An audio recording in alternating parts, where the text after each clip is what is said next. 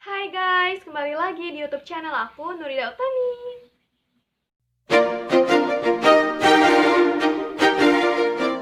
Beberapa waktu yang lalu, di berbagai platform ataupun di sosial media sedang ramai membicarakan SNMPTN 2021. Untuk itu, kita perlu mengatur yang namanya strategi saat memilih jurusan dan ketika mendaftar SNMPTN 2021. Di video kali ini aku akan share ke teman-teman semua dan memberikan tips-tips saat memilih jurusan ataupun strategi apa sih yang akan diambil untuk SNMPTN. Video ini berdasarkan based on my experience saat aku mendaftarkan diri di SNMPTN tahun 2017. Jadi udah lama ya, udah 3 tahun yang lalu. Tapi semoga ini bisa memberikan gambaran ke teman-teman semua apa aja sih yang perlu dipersiapkan dan strategi yang harus diperjuangkan untuk SNMPTN.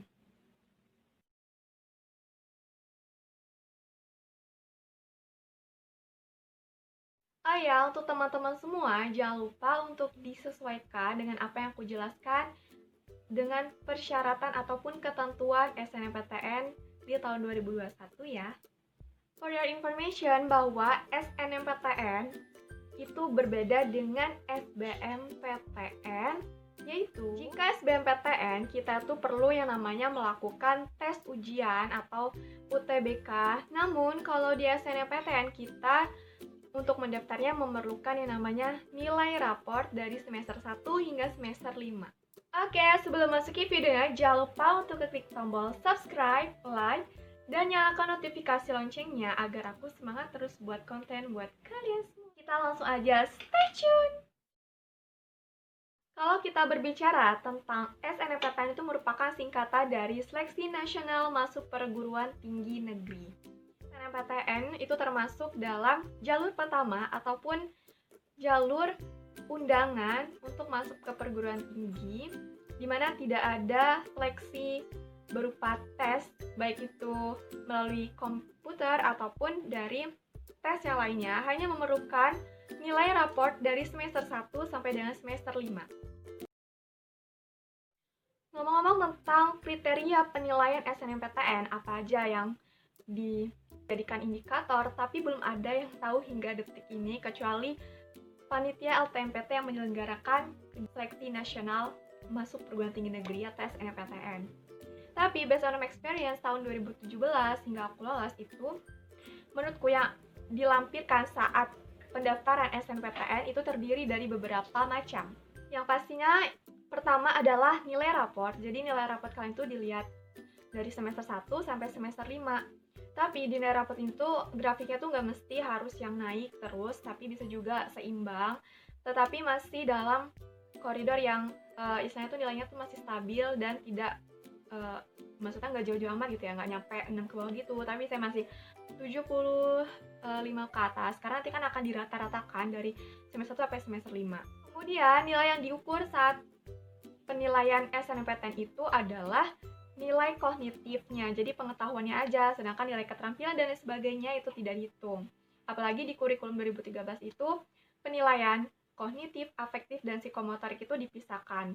Jadi kalian bisa melihat nih, ngecek nilai kognitif atau pengetahuan kalian itu berapa aja sih kalau dirata-ratain, apakah bisa memenuhi untuk kalian masuk pada jurusan yang akan kalian ambil atau tidak. Selanjutnya adalah akreditasi sekolah berdasarkan dari konferensi pers LTMPT sudah dijelaskan untuk SNMPTN.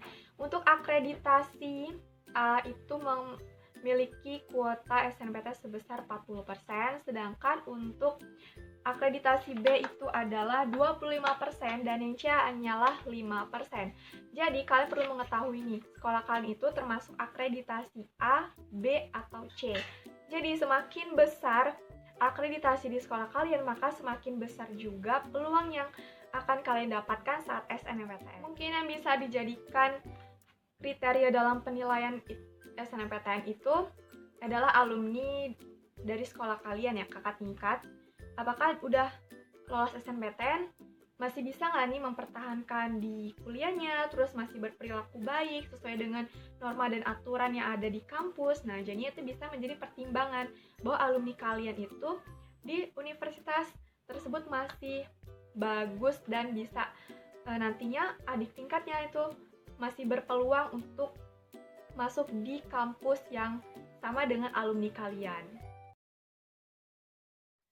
Berbicara tentang strategi yang harus diambil atau yang harus kita perjuangkan saat SNMPTN, itu ada beberapa indikator yang akan aku sampaikan kepada teman-teman berdasarkan pengalaman di tahun 2017 hingga lolos SNMPTN, yaitu terdiri dari beberapa poin penting.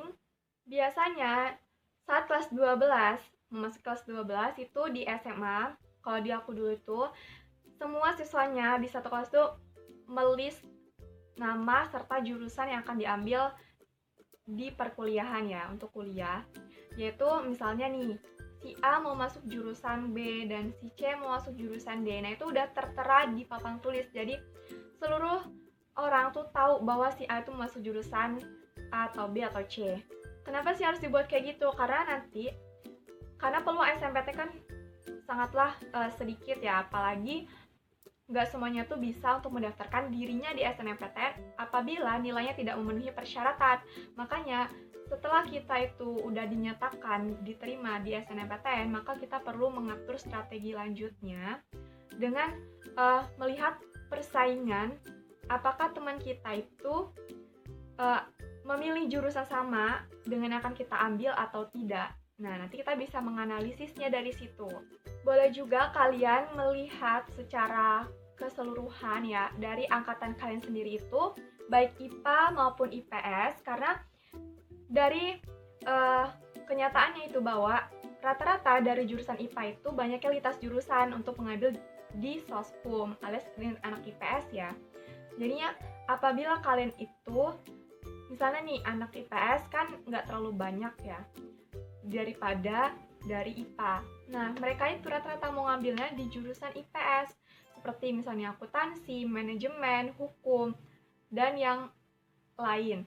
Nah, oleh karena itu, kalian misalnya dari Soshum itu perlu diatur lagi strateginya, supaya kalian tetap bisa lolos di SNMPTN sesuai dengan rumpun jurusan kalian, yaitu misalnya IPA ataupun Soshum. Selanjutnya yang aku lakukan saat memilih ataupun mengatur strategi di SNMPTN itu adalah menulis siswa yang masuk jurusannya sama dengan yang akan aku ambil. Terus ngeliat juga nih nilai dari siswa yang akan sama ngambil jurusan dengan aku itu berapa lebih besar teman kita itu atau kita sendiri. Nah, jadi kalau misalnya kita ya udah milih jurusan A, terus yang milih jurusan tersebut tuh ada 5 orang. Nah, dari kelimanya itu kalian lihat nih, yang paling besar nilainya itu kamu sendiri atau malah justru teman kalian. Nah, itu bisa jadi pertimbangan juga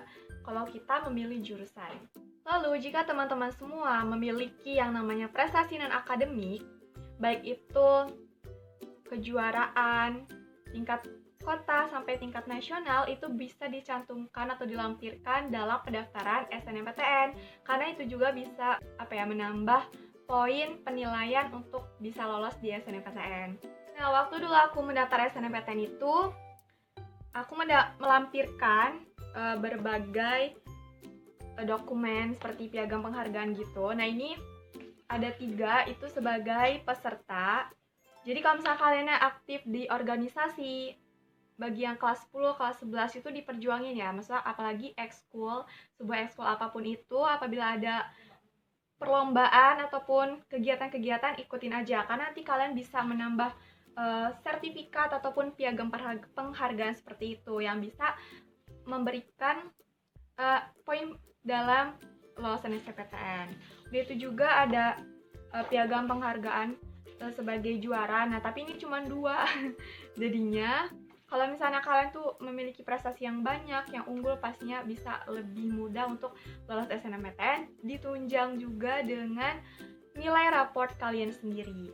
Teman-teman juga bisa melampirkan hasil skor TOEFL kalian berupa sertifikat seperti itu. Kayak gini, ini adalah yang waktu aku lampirkan. Jadi bisa nambahin poin juga. Jadi kalau misalnya kalian punya hasil tes TOEFL, tapi itu ada jangka waktunya ya, bisa kalian lampirkan. Saat memilih jurusan di SNMPTN itu, pilihlah jurusan yang memang kalian sukai, terus memang lekat dan minat kalian itu di jurusan tersebut. Jangan sampai milih jurusan yang tidak kalian senangi, bahkan hanya ikut-ikutan teman, atau memang daripada nggak ada pilihan lagi, jadi kalian milih jurusan tersebut. Jadi harus dipersiapkan dari sekarang untuk memilih jurusan. Jadi jangan, kalau misalnya kalian udah punya kesempatan, punya peluang, maka dimanfaatkan dengan baik.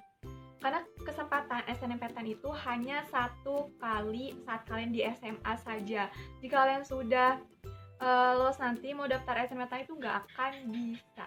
Perlu juga bagi teman-teman semua saat ingin mendaftarkan di SNMPTN itu cari-cari info juga tentang PTN-nya yang akan diambil, karena kalian tuh bisa cek daya tampung dari SNMPTN pada jurusan yang akan kalian ambil, terus juga bisa lihat daya saingnya, berapa orang yang akan diterima saat SNMPTN pada jurusan yang akan kalian ambil. Itu sangat penting juga. Jadi sering-sering cari info terkait program studi maupun kampus yang akan kalian ambil. Dan teman-teman, jangan sampai salah meletakkan pilihan pertama ataupun pilihan kedua saat SNMPTN. Apalagi kalian tuh milihnya berbeda universitas ya. Jadi kalau misalkan kalian itu memasuknya di universitas A yang memang kalian ingin tuju di pertama kalinya, berarti taruhnya di pilihan pertama, jangan ditaruh di pilihan kedua. Meskipun itu ada beberapa kriteria yang menurut kalian tuh bagus ditaruh di pilihan kedua, nah itu jangan ya. Kalau bisa, kalau mau milih jurusan ataupun meletakkan pilihan pertama atau yang kedua, itu bisa tanya ke guru kalian yang ahli dalam peringkatan di salah satu universitas gitu, atau tanya di kakak tingkat. Jangan sampai salah pilih, karena ada juga kenyataan bahwa salah meletakkan pilihan jurusan akhirnya tidak keterima di pilihan pertama. Jadi harus pandai-pandai meletakkan pilihan jurusan. Strategi yang terakhir yang bisa kalian lakukan adalah tidak lain dan tidak bukan berdoa. Jadi memang ya, apapun yang kita lakukan itu harus diperjuangkan juga dengan yang namanya berdoa. Meskipun kita tidak tahu kenyataan akhirnya akan seperti apa, yang penting kita sudah berusaha semaksimal mungkin. Apapun yang terjadi, itu adalah yang terbaik. Oke, sekian video dari aku. Semoga ini bisa memberikan gambaran ke teman-teman semua saat mendaftar SNMPTN nanti. Good luck, dan jangan lupa untuk selalu percaya diri dan yakin. Pokoknya kalian bisa lolos di PTN yang kalian cita-citakan. Semangat! Terima kasih. See you on next video. Dadah!